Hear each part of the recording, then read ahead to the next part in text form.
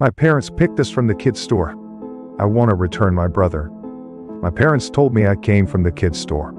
It's a magical place, Mommy said, smoothing my hair, where parents pick the perfect child. I like that idea. It made me feel special, like a prize they had chosen from all the other kids waiting on the shelves. Then they brought home Sam. I didn't understand why they picked him. He cried too much, all red-faced and wrinkly. He couldn't play, couldn't talk, couldn't do anything but steal Mommy and Daddy's attention. Can we take him back? I asked. Mommy laughed. Oh, sweetheart. You can't return babies. Once you pick one, they're yours full. River. In the chair. A few days later, Mommy gave me a present. Inside the box was Rosie, a doll with golden curls and a pink dress. Just for you, she said. I'm a star I bought and are going to buy. To show you how much we love you. Nice. I lifted the lid, excited, but my smile faded. One of Rosie's legs had already come off. She's broken, I cried, holding up the limp leg. Don't worry, Daddy said, taking the doll. We'll take her back and get a new one. I watched as he packed Rosie into a bee. and drove away. When he came back, she was fixed. Good as new, Mommy said. The next day, I waited until Mommy and Daddy were in the kitchen. I'm laying in his crib, gurgling, his tiny hands reaching for nothing. I reached in and grabbed his leg. I pulled, expecting it to come right off. It did. ENTT. I twisted hard, a snap. Sam screamed. I grabbed his other leg, snap. His arm snapped.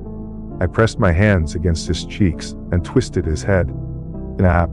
Dull. Sam went floppy. Quiet now. Footsteps thundered up the stairs. Mommy and Daddy froze in the doorway. I held Sam up by his limp leg and smiled. All in wireless. He's broken, I said. Can we take him back to the kids' store now? They didn't speak. Instead, Daddy wrapped Sam's body in a blanket.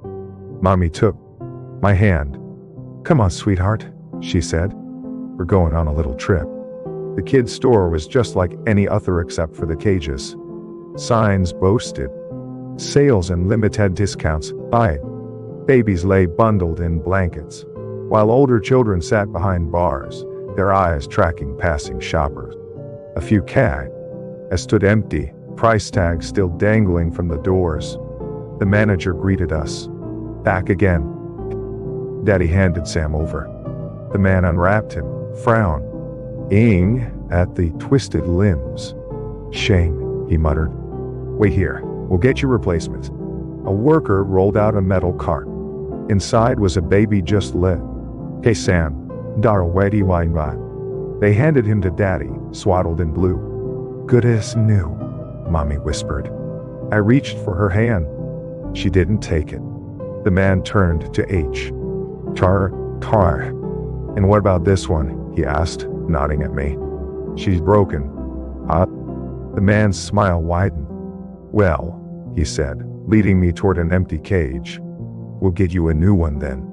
No, she said, adjusting her purse. We want a refund.